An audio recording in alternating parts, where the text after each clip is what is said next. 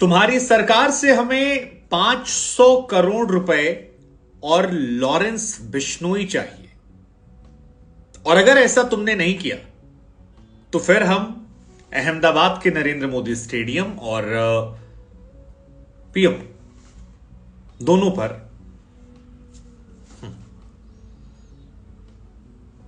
हिंदुस्तान में सब कुछ बिकता है, हमने तो खरीद लिया, तुम चाहो तो कितना भी सिक्योर कर लो, नहीं बचा पाओगे। अगर बात करनी है तो इस ईमेल पर बात करना। यही उस लेटर में या कहें कि ईमेल में लिखे हुए शब्द हैं जिसने सुरक्षा एजेंसियों के कान खड़े कर दिए हैं, क्योंकि यह लेटर गया है और इस लेटर पर प्रधानमंत्री नरेंद्र मोदी के नाम एक ईमेल आता है और 500 करोड़ और बिश्नोई की बात की जाती है, नहीं तो उसके कॉन्सिक्वेंसेस हमने आपको बताया क्या कुछ कहा गया है। अब इसके बाद दो तरह की चर्चा शुरू हो गई है कि इसमें लॉरेंस बिश्नोई का नाम आना, लॉरेंस बिश्नोई के नाम से आपको बता दें कुछ दिनों पहले भी एक खबर आई थी कि जब किसान आंदोलन चल रहा था तो किसी ने एक व्यक्ति को मैसेज, घर पे चिट्ठी गई थी जिसमें लिखा गया था कि तुम मोदी का सपोर्ट करते हो, किसान होने के बावजूद बंद कर दो वरना तुम्हारे साथ, और फिर यह भी कहा गया था कि 50 लाख रुपए भिजवा देना। ऊपर लिखा था लॉरेंस बिश्नोई, गंदी सी हैंडराइटिंग में। तब भी स्पष्ट नहीं हो पाया कि लॉरेंस बिश्नोई का नाम क्यों था।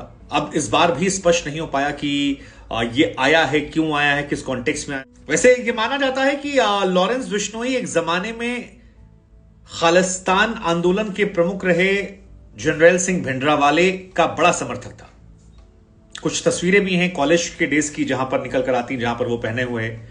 लेकिन उसके बाद लॉरेंस बिश्नोई के तमाम ऐसे इंटरव्यूज निकलकर सामने आए हैं जहां पर उसने कहा है कि अगर कोई देश को तोड़ने की बात करेगा, अगर कोई देश के टुकड़े करने की बात करेगा तो उन ताकतों का वो नाश करेगा। और यही वजह है कि लॉरेंस बिश्नोई को एक बड़ी संख्या में लोग हैं जो अपना हीरो मानते हैं। लॉरेंस बिश्नोई को लेकर अक्सर कई लोग कहते हैं कि अगर लॉरेंस को ही छूट दे दी जाए तो काफी सारे लोगों को जो देश विरोधी बातें करते हैं वो शांत कर लेगा। हालांकि लॉरेंस खुद एक अपराधी हैं, वो जेल में हैं। लॉरेंस खुद कहते हैं कि कॉलेज में अपराध शुरू किया था और फिर ऐसे दलदल में फंसा मैं कि वहां से निकल नहीं पाया। सिद्धू मूसेवाला मर्डर केस की बात हो, सलमान खान को धमकी की बात हो, या तमाम और ऐसे मामले हैं जहां पर लॉरेंस बिश्नोई का नाम निकलकर सामने आया। लेकिन लॉरेंस ने भी बेबाकी से एक्सेप्ट किया और बताया कि उसके पीछे वजह क्या थी, कि उनकी तरफ के लोगों को मारा गया और वो चलती रहती लड़ाई।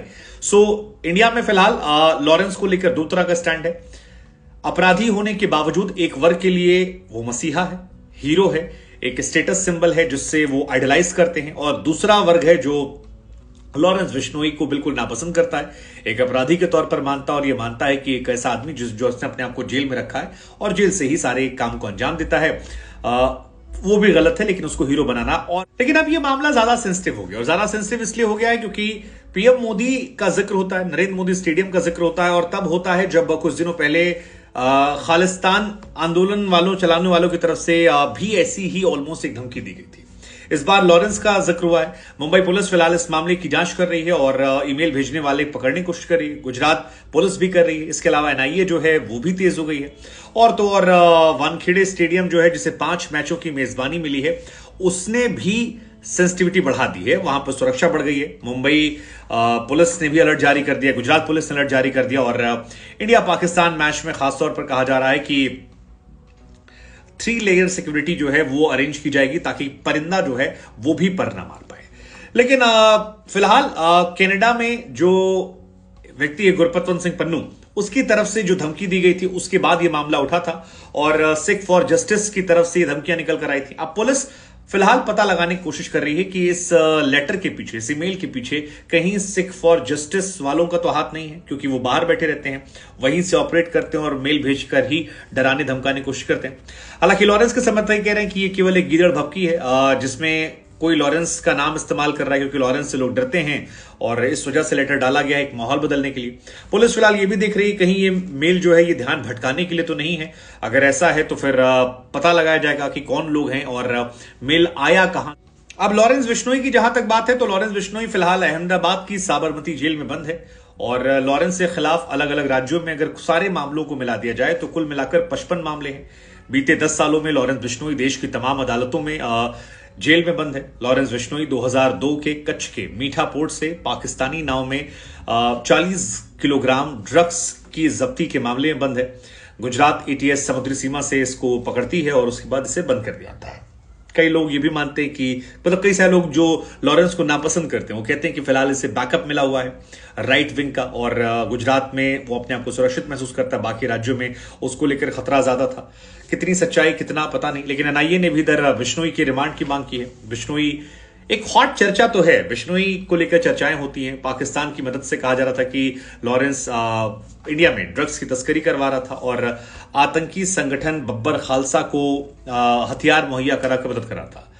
लॉरेंस बिश्नोई के अपने तर्क है, लॉरेंस बिश्नोई अपने तरीके से अपनी बातों को रखता है और उसका एक अपना अंदाज है। कई सारे इंटरव्यूज जो हैं जो हाल फिलहाल में वायरल हुए थे, उसने उसे एक वर्ग की नजर में हीरो बना दिया। हालांकि गुरबचन सिंह पन्नू का भी इंटरव्यू आया था, लेकिन ठीक है, फिलहाल है तो अपराधी ही। आरोप बहुत संगीन है 55 मामलों में, जिसमें पाकिस्तान से मिले होने का, ड्रग सप्लाई करने का, हथियार सप्लाई करने का।